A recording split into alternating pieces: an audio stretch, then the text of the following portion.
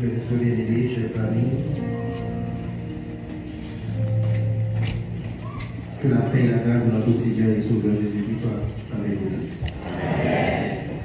Frères et sœurs bien-aimés, vous qui êtes en présentiel, vous qui nous suivez sur YouTube ou Facebook, sur Zoom, que la paix et la grâce de notre Seigneur et Sauveur Jésus-Christ soient avec vous tous. Amen. Bon sabbat dans le Seigneur. Amen.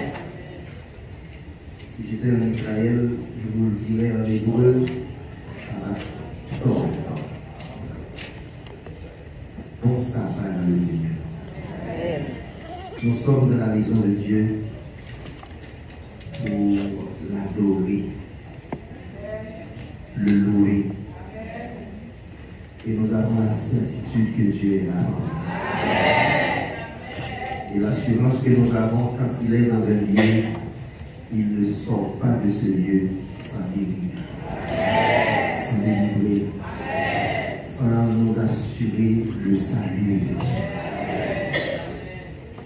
Nous voulons remercier le Seigneur pour cette opportunité qu'il nous donne en ce sabbat, 1er juin 2024, d'être dans son Saint-Temple en tant que son porte-parole.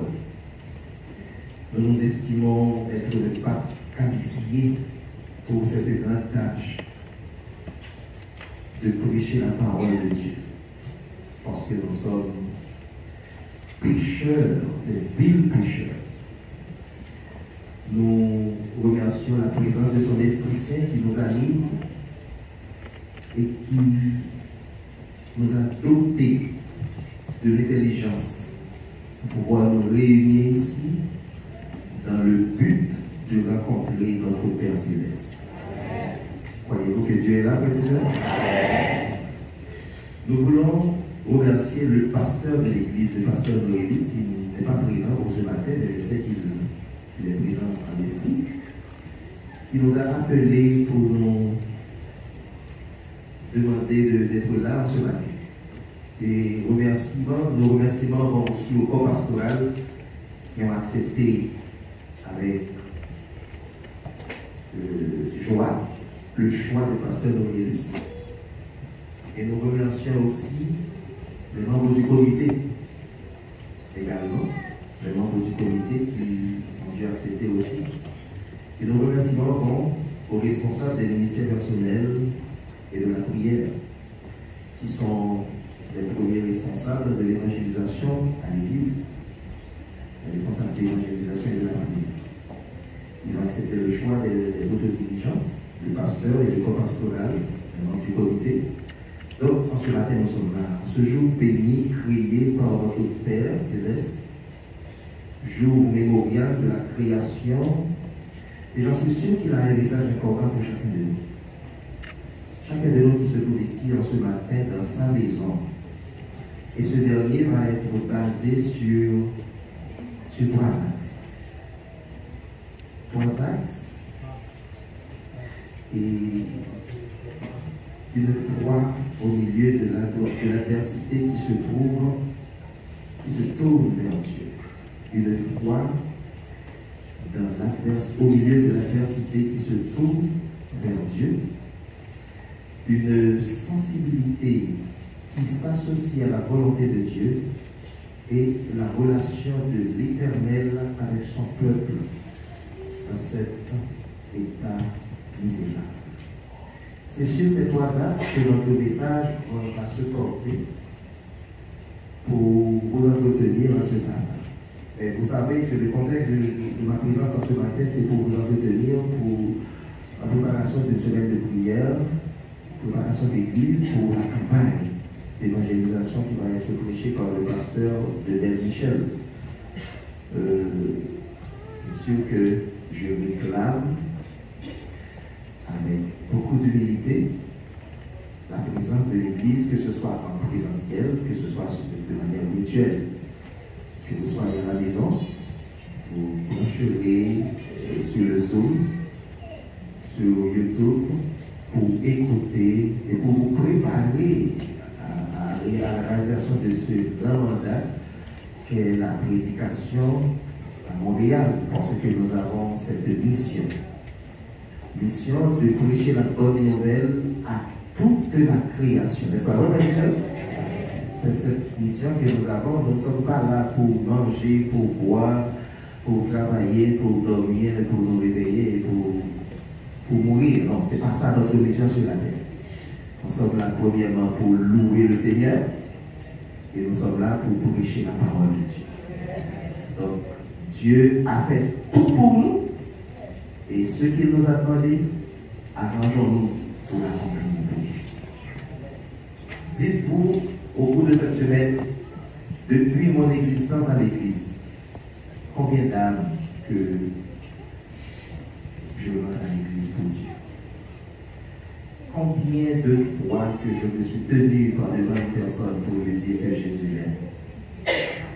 Pourtant, chaque jour, nous respirons de l'air de Dieu.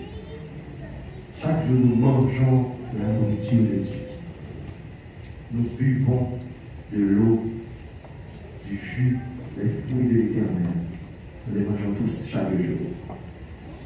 Et dans notre palmarès chrétien, est-ce que nous avons déjà une étoile dans la couronne que Dieu veut nous donner? C'est nous qui devons mettre les étoiles dans cette couronne. Combien d'étoiles que nous avons mises dans cette couronne? On ne sait pas. Dites-vous cela et arrangez-vous au cours de cette semaine pour vous préparer, comme nous allons voir dans le message de ce matin.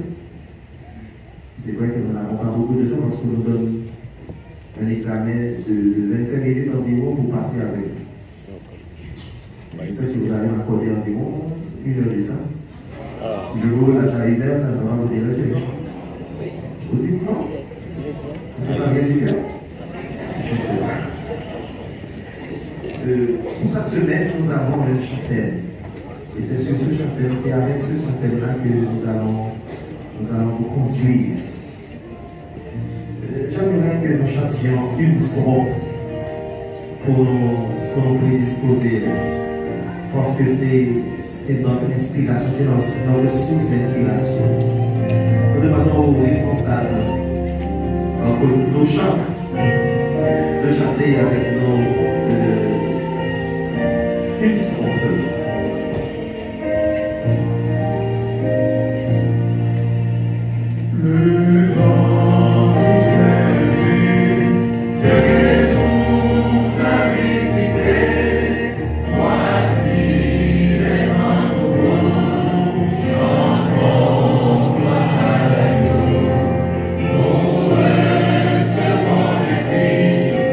Ce qui avait promis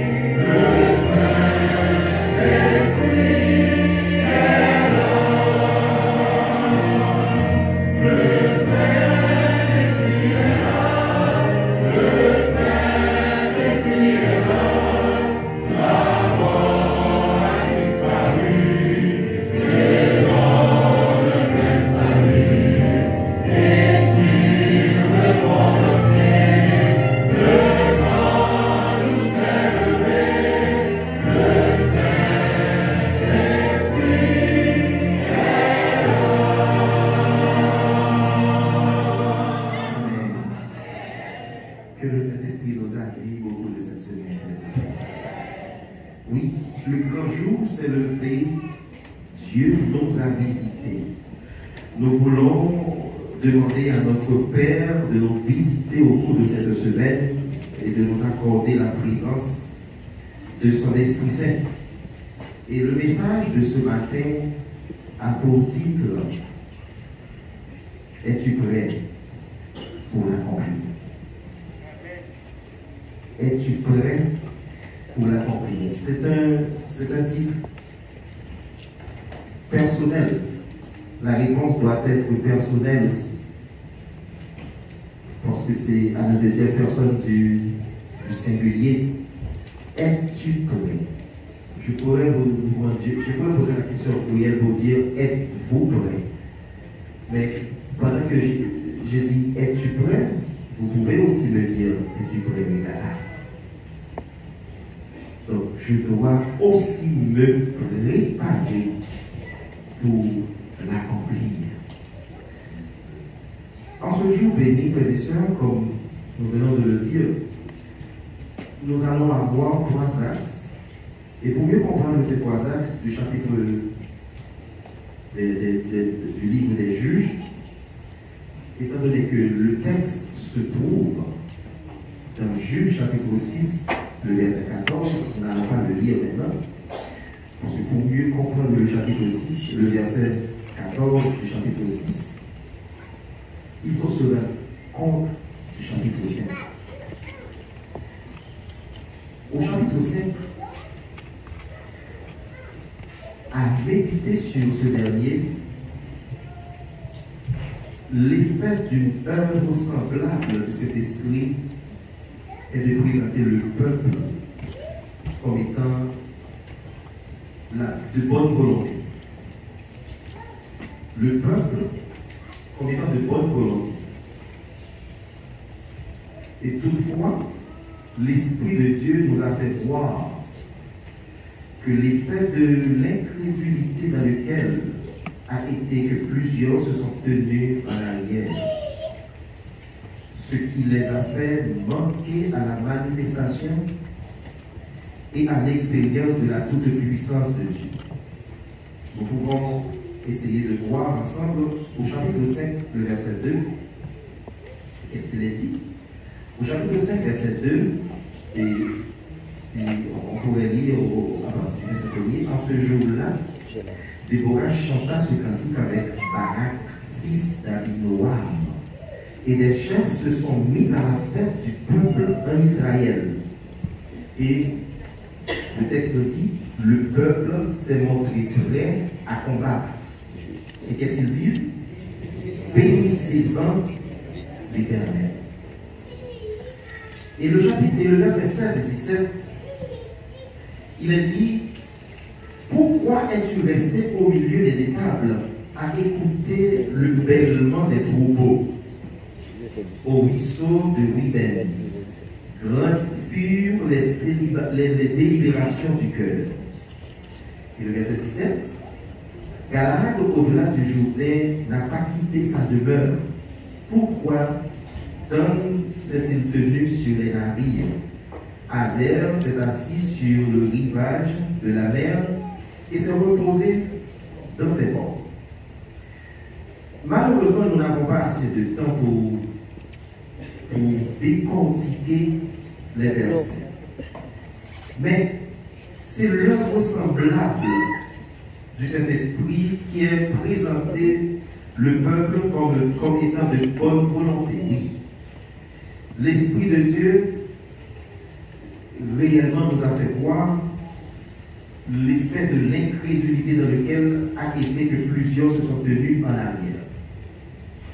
Ce qui les a fait manquer à la manifestation et à l'expérience de la toute-puissance de Dieu. Dans le verset 23, il est dit, « Maudissez mes roses, dit l'ange de l'Éternel, maudissez, maudissez ses habitants, car ils ne viennent pas au secours de l'Éternel, au secours de l'Éternel parmi les hommes vaillants. » Frères et sœurs bien-aimés, nous sommes en face de l'attitude du peuple d'Israël qui compte sur sa force et sur sa puissance en face d'un ennemi minimisé, mais qui a de grandes valeurs. Au point que le peuple d'Israël a ignoré la présence du Saint-Esprit dans leur vie.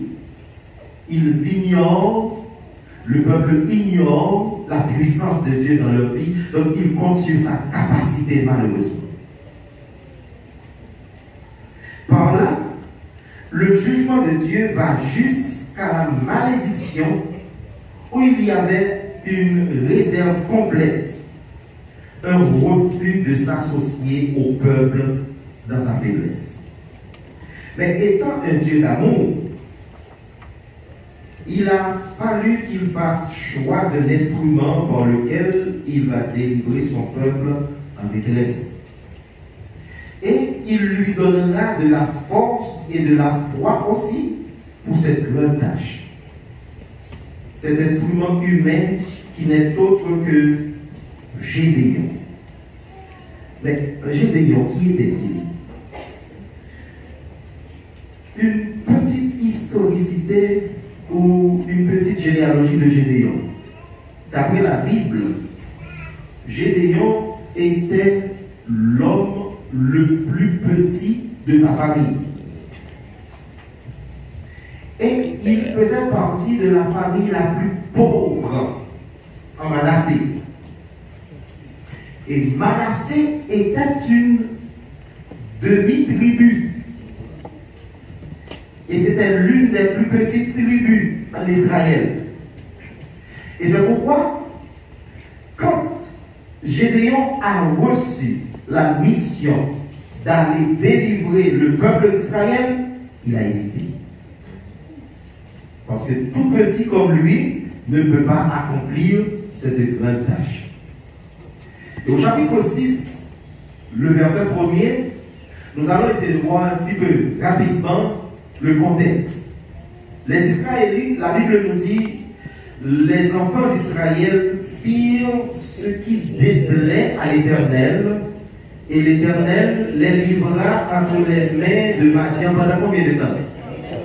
L'Église pendant combien de temps? 7 ans. Pendant 7 ans. Le peuple d'Israël est livré entre les mains des Madian. Madian? Et qui est Madian? Madian nous dit quelque chose.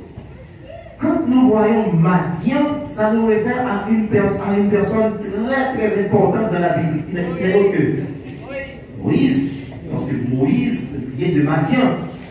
Et ce n'est pas seulement Moïse, il y a aussi son beau-père Jéthro, oui, mais il y a aussi Abraham aussi. Abraham aussi.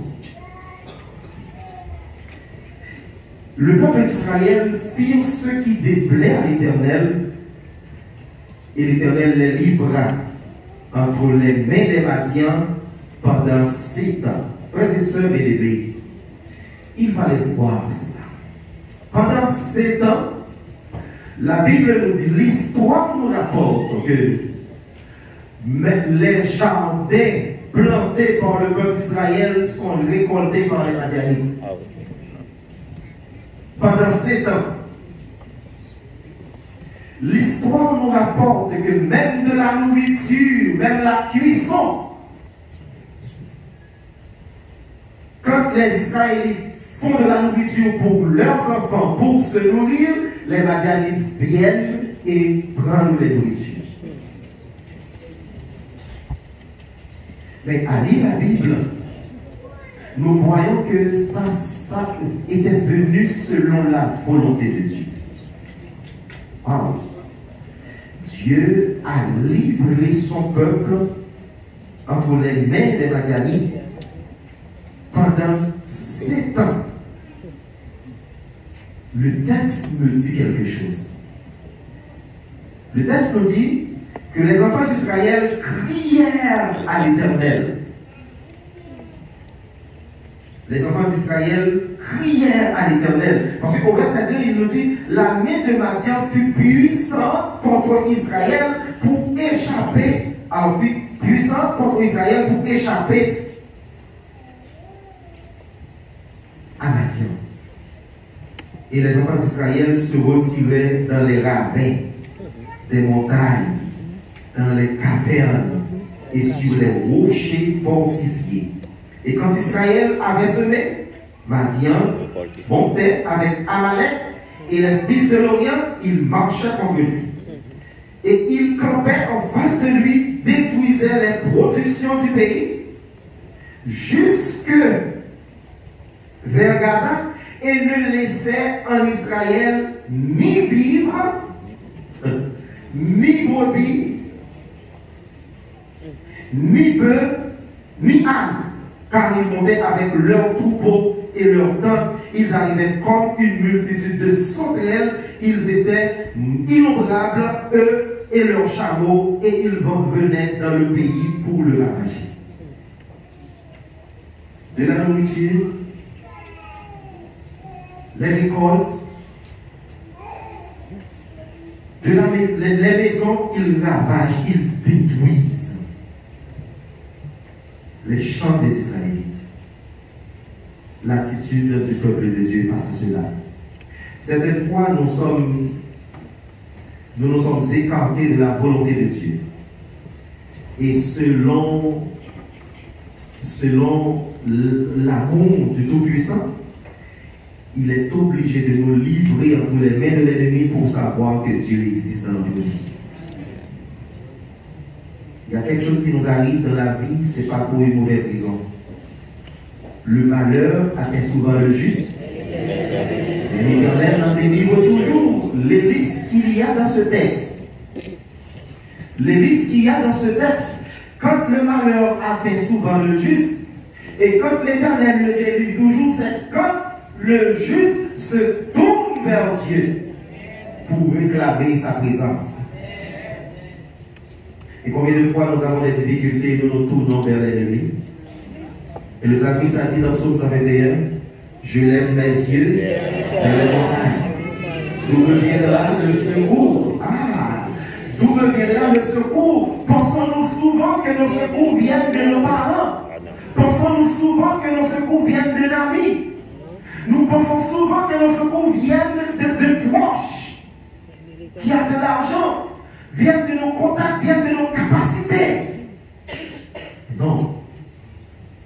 C'est sûr que le psalmiste se tournait ses yeux vers beaucoup de gens sur qui il comptait.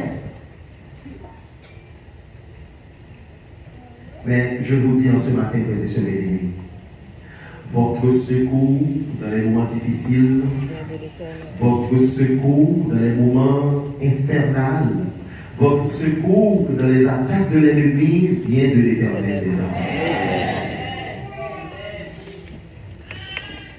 Dieu a révélé à son serviteur, le petit Gédéon. Le petit Gédéon, mon fils, tu as une mission pour moi.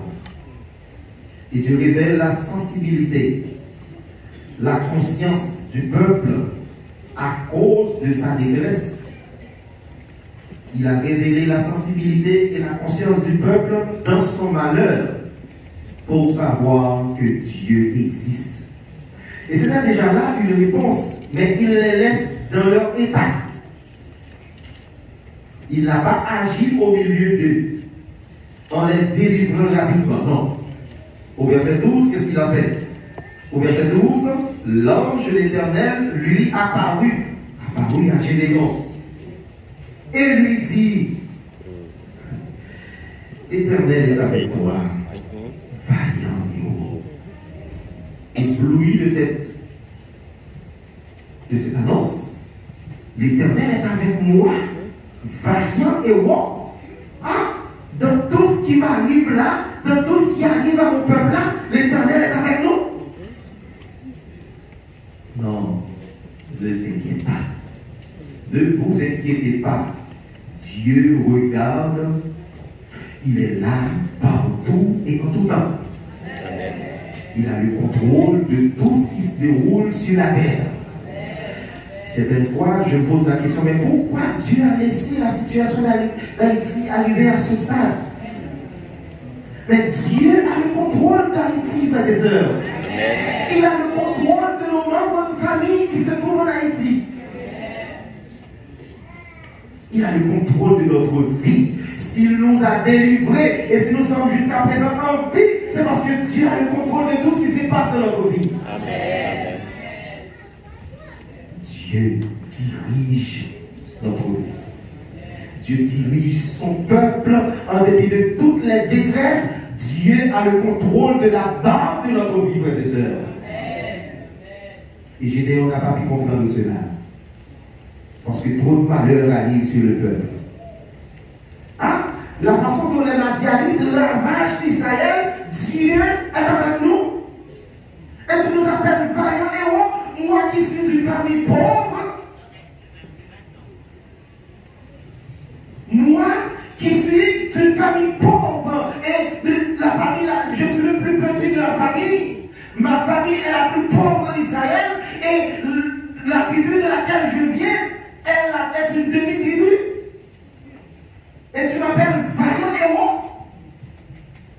Ah non.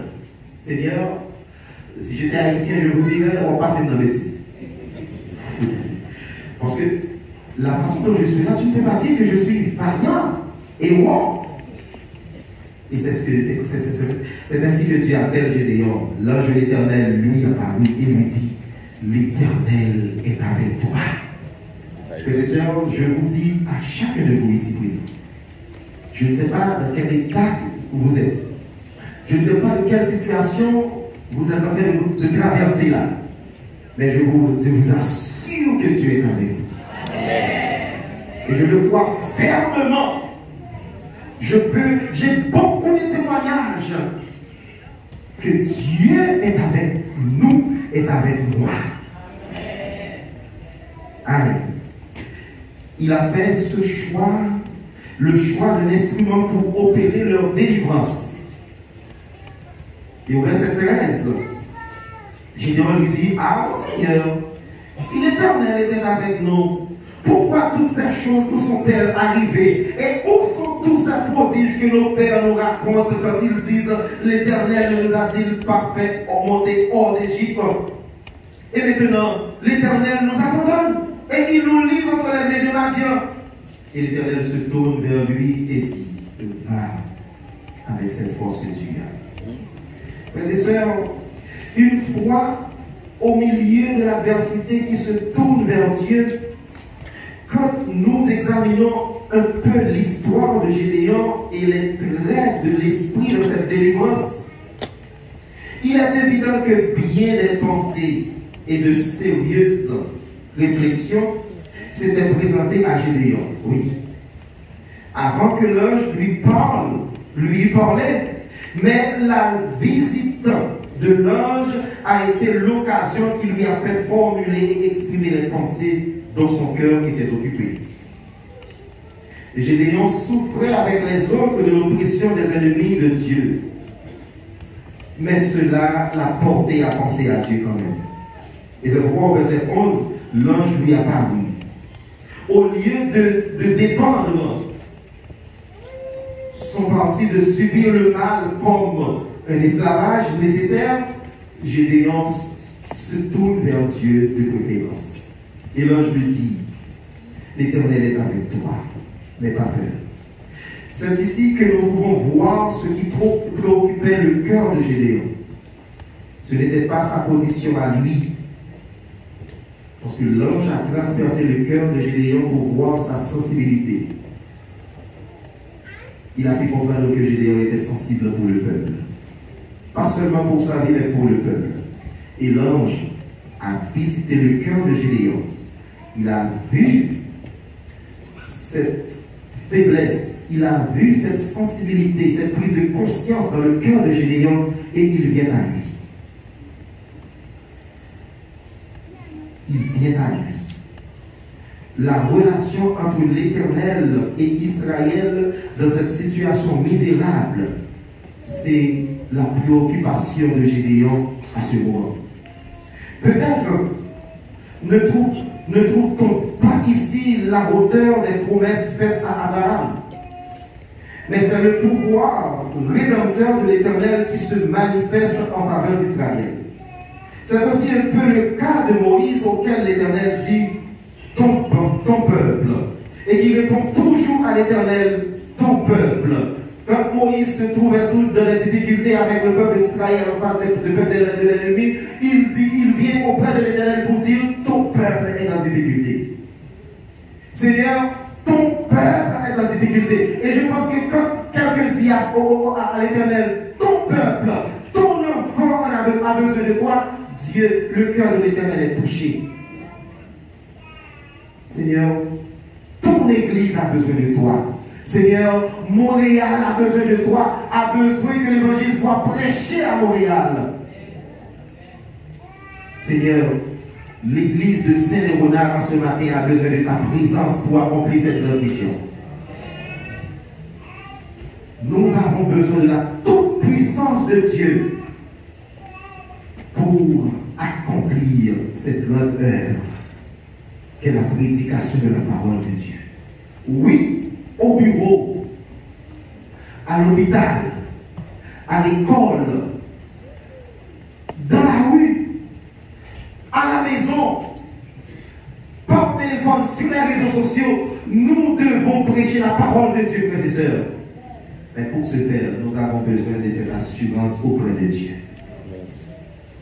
L'assurance que Gédéon avait besoin pour aller. Et il a posé à l'Éternel beaucoup de questions dans la relation de Dieu avec son peuple, dans cet état misérable. C'était en effet la foi qui faisait jaillir tous ces raisonnements à Gédéon. Et ces exercices du cœur, l'Éternel avait fait toutes ces merveilles. Ah non, l'Éternel, si tu as fait tout cela pour ton peuple, mais pourquoi tout lui arrive? Et il avait fait monter le peuple du pays d'Égypte. Oui. Et si l'Éternel était avec Israël, si telle était la relation de l'Éternel avec son peuple, comment le peuple pouvait-il être dans ce triste état? Et ce sont toutes ces questions-là qui montaient dans l'esprit de Gédéon. Et l'Éternel va agir. Gédéon reconnaît aussi que c'est Dieu qui a livré le peuple entre les mains des Madianites. Et comme la pensée de Dieu élève l'âme au-dessus des misères où l'on est, en pensant à lui, on reconnaît dans ses misères même la main et tout le caractère de celui qui les a envoyés. C'est là qui relevait ce peuple Israël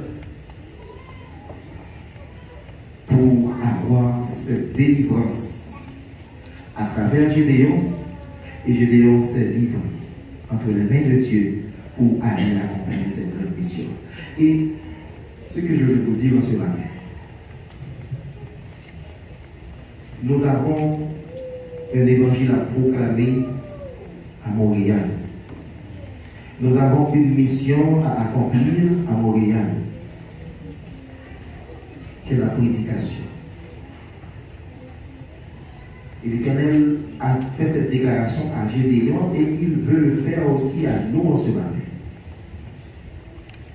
L'Éternel se tourna vers lui et dit, va avec cette force que tu as. Peut-être certains d'entre vous vont dire, ah bon, les Québécois ne veulent pas entendre parler de Dieu. Non. Ah bon, les gens de nos jours ne veulent pas entendre parler de Dieu parce que le temps a pris fin. Non. Ah bon, ils ne vont pas venir participer vraiment. Non. Avec la puissance de Dieu, frères et sœurs bien-aimés, tout peut se passer. Avec l'aide du Saint-Esprit, avec notre consécration auprès de Dieu, tout peut arriver. Et tout va arriver bien au nom de Jésus. Nous avons besoin de la puissance de Dieu, nous avons besoin de cette assurance. Parce que quand l'Éternel a dit à Gédéon, va avec cette force que tu as, vous savez ce que cela veut dire? Cela veut dire, peut-être que certains d'entre vous pensent que Gédéon avait une petite force, mais non, Gédéon n'avait pas de force. Mais Gédéon avait la puissance de Dieu. Et Gédéon ne savait pas si la puissance de Dieu était avec lui. Et c'est cette parole même là que nous avons besoin que Dieu répète dans notre vie. Si c'est Dieu qui nous dit d'aller, c'est parce qu'il nous accompagne déjà.